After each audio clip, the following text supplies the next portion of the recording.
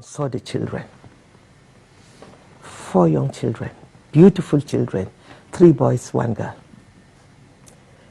He had so hypnotized the children that they should not speak and they should never say anything that has been happening in the house. I came in with a crew, with all the directors from the ministry and the permanent secretary. And so sad. We did all we could. We met a friend of his there who has stationed himself to monitor what is happening, and the nanny that visits them to take care of the children. So when I was asking questions, the children, I saw that they were not forthcoming. And I now excused everyone out. I said I needed to have one-on-one with the children. So I sent all the children in. I asked the nanny to take them in. I started with the first son. I said, "Do you love your mommy?" He said, "Yes." "Has your mommy taught you to tell lies?" He said, "No." I said, "You know that, is she alive or dead?" He said, "She's dead."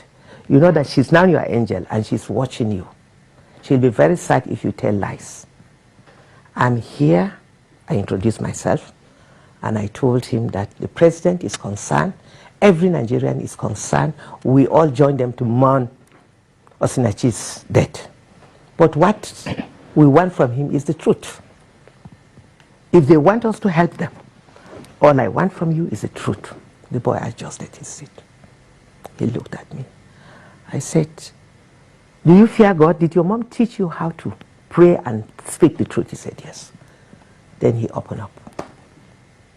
There was nobody, myself, himself, and my permanent secretary.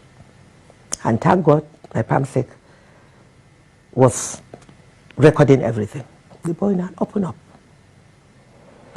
and said that their dad used to beat their mom, and their mom was always sad. She would always sad and thinking he would beat her and fling her off. He doesn't spare them himself, that he gathered them in the room and will be beating them with a big belt. If the mom comes in to ask him to stop, he will turn back on her, beat her, lift her, fling her up. And that has always been the issue. And that they are always scared, and that he doesn't go out, he's always in the home. It's the mom that runs around, she goes for her gospel music, bring back the money. In fact, if the money is paid through cash, through a bank account, it's paid to his account. She has no account of her own. Any cash she comes back with, he collects it. And he will give just a peanut to her for feeding.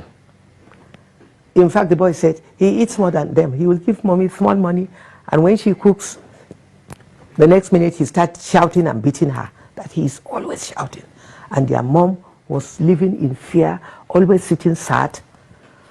Oh, it was such a horrible story to hear from a young boy of just 12. The eldest son is 12.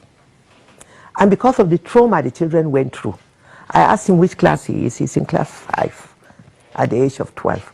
Why? He said he can't even read. A boy of 12 years can't even read.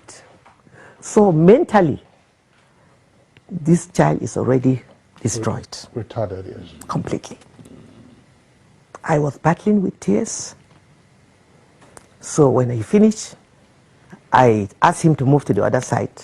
I called the nanny to bring in the second child. The second son, wonderful, beautiful son, who is also gifted.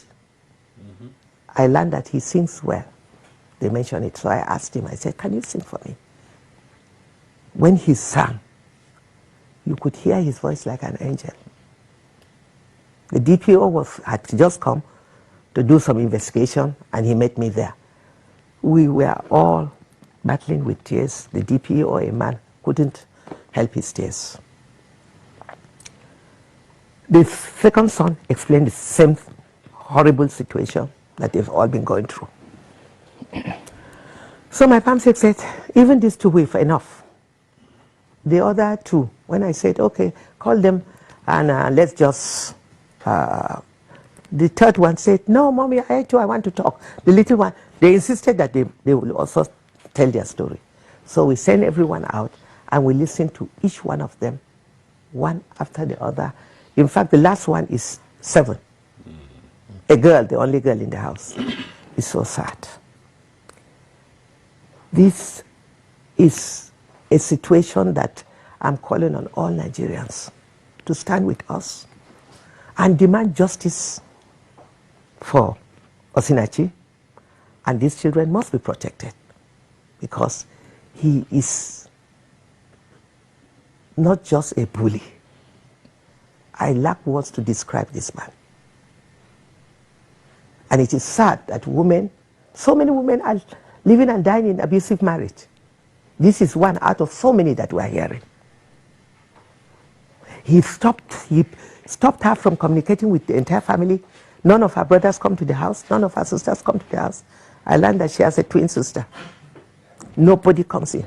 Even when he beat hell out of her and she was rushed to the hospital, he took her to the hospital.